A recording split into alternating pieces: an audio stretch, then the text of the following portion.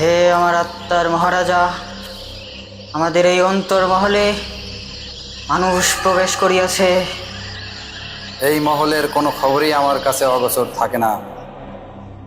মানুষের প্রবেশ ঘটেছে তা অনেক আগেই আমি জানি।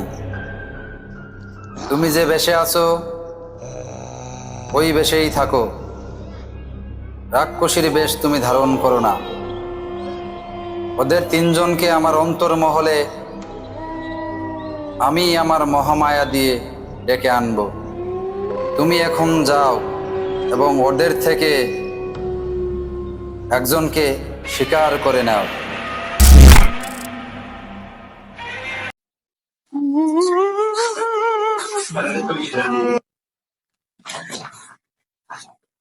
ফাইনালি ক্যামেরা বের করবো? না না, আমরা এখানে শুটিং করতে আছি। আমরা আসলে এখানে আইছি গুপ্তধনের খোঁজে।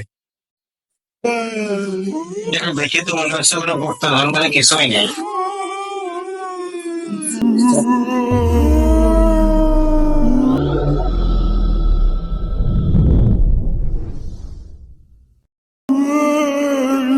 এত বড় স্পর্ধা তোমাদের কি করে হয়েছে?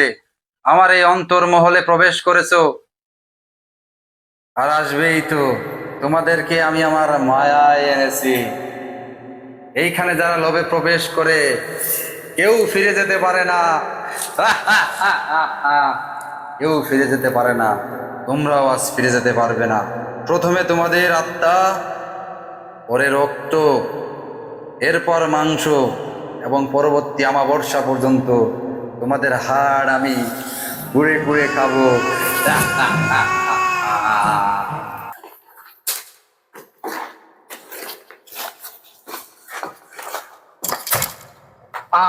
আমাদের ভুল হয়েছে, মাফ করে দেন। আপনি মাফ করে দেন। আমরা জীবনে এখানে কোনোদিন আসবো না, আপনি আমাদের ক্ষমা করে দেন।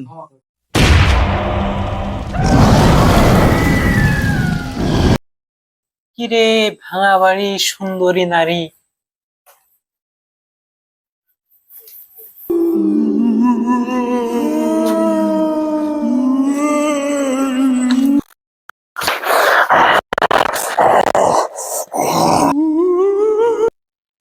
চাচা চাচা চাচা, আমাদের সঙ্গীগুলো তো একটাও খুঁজে পাচ্ছি না। চাচা, একটু খুঁজে দেখার ব্যবস্থা করেন চাচা।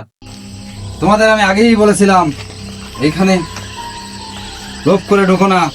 ওরা লোভ করেছে, তাই ওরা সবাই মারা গেছে। এখন আমি তোমাদের বলি, তোমরা শোনো, তোমরা এখান থেকে চলে যাও। চাচা, আমাদের সঙ্গীকে না নিয়ে কিভাবে যাবো আমরা? সঙ্গীদের নিয়ে চিন্তা করো না, যদি জীবন বাঁচাতে চাও এইখান থেকে চলে যাও, চলে যাও, চলে যাও।